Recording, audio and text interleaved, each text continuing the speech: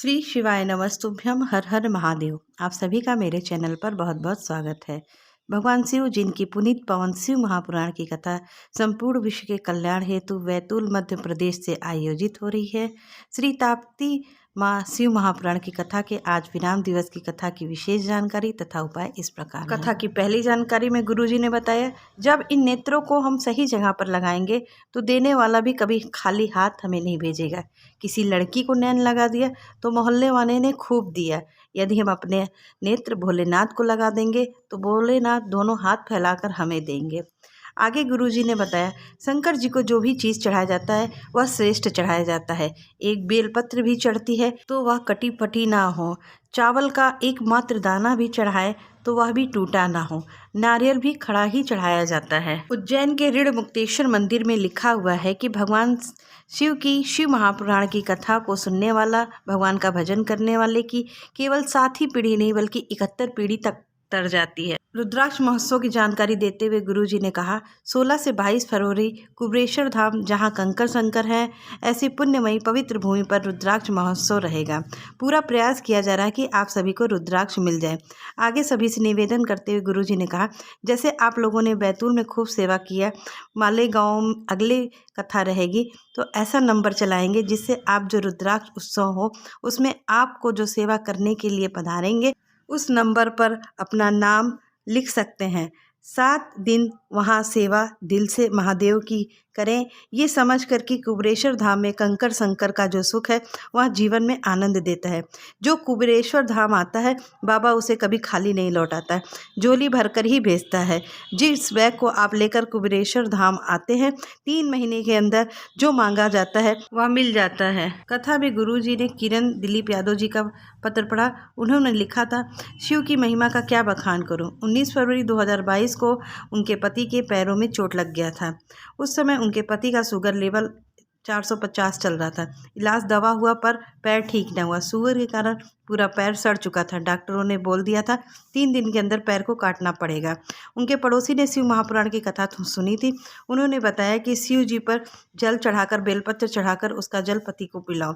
Hospital के पास ही शिव मंदिर पर इन्होंने इस उपाय को किया और वहाँ से जल लाकर पति को पिलाया। भोलेनाथ की ऐसी कृपा हुई, डॉक्टरों ने कहा इनका शुगर लेवल डाउन होना चालू हो गया है, पैर नहीं कटेगा। अब वो पूरी तरह से ठीक हो रहे हैं। कथा में गुरुजी ने एक बिना नाम का पत्र पढ़ा जिसमें विराम दिवस की कथा सुनने पर उनका MBBS में चयन हो गया। विराम दिवस की कथा का क्या फल है? शिव कथा कह रही है, गुरुजी मैं बैतूल की मूल निवासी हूँ। जैसा कि आप कहते हैं, जब घर में कोई मेहमान आता है तो जाते जाते कुछ ना कुछ जरूर देके जाता है। कथा का जब विराम दिवस होता है तो मेरा महादेव भी जरूर कुछ देके जाता है। मैंने नर्मदा शिव महापुराण की कथा के 7वें दिन बाबा से अपने मन की बात कही और बाबा से कह कर आई, बाबा मेरे मन की बात मैं आपको कह के जा रही हूँ। और आकर मैंने पशुपति व्रत प्रारंभ किया। मेरी फाइल थोड़ी मोटी थी, थोड़ा समय लगा, पर मैंने जो आखिरी दिन देवादिदेव से कथा में कहा था बाबा ने मेरा कार्य वो पूर्ण कर दिया। मैं बाबा का एहसान कभी नहीं भूल सकती। एक बार वापस फिर मैंने पशुपति व्रत किया और बाबा से मैंने सुना है कि विराम वाले दिन तू जरूर कुछ दे के जाता है। पिछले 2 साल से मैं MBBS करने का प्रयास कर रही हूँ पर मेरे लिए रिजल्ट नहीं आया। बाबा मैंने कथा के विराम दिवस पर आपसे ये कहा है, मेरी झोली खुशियों से भर दो बाबा। मुझे MBBS में चयन के लिए लिया गया है। मैं यहाँ बाबा को प्रणाम करने आई हूँ। आज कथा में गुरुजी ने VIPों के ऊपर बहुत कुछ बोला। उन्होंने बोला, अच्छे कपड़े पहनकर आ जाओ और कहो हमें अंदर जाने दो। और ये बेचारे जो पन्नी बिछा बिछा कर रात रात भर पड़े हुए हैं, भगवान के भरोसे आए हैं, भगवान की भक्ति के लिए आए हैं, क्या ये ऊपर से ताप्ती जी में बहकर आए हैं? जहाँ पर VIP को करना है वहाँ करिए, मैंने कोई मना नहीं किया है। निवेदन केवल इतना सा है कि जिन VIP को पहले कथा में आना है वह 2 बजे कथा चालू होने से पहले 1:30 बजे तक कथा पंडाल में आ जाए और जैसे ही व्यासपीठ पर महाराज जी आकर बैठ जाए तो VIP गेट बंद कर दिया जाए। शिव के लिए सभी बराबर है, गरीब हो या अमीर हो, आदिवासी हो या वनवासी हो, मेरे शंकर के यहाँ सब बराबर है। कथा में जो गुरुजी ने विशेष उपाय बताए हैं वह इस प्रकार, जीवन में जब कभी ऐसा लगे कि मुझे बहुत सी बीमारियों ने घेर रखा है और शरीर को बहुत ही कष्ट हो रहा है, संतान का भी सुख अगर इसमें नहीं मिल रहा है तो इस उपाय को जरूर करें।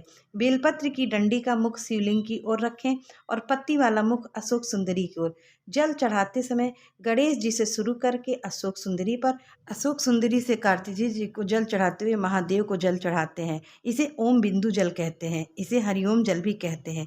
उज्जैन महाकाल को सुबह सवेरे सबसे पहले यही जल चढ़ाया जाता है।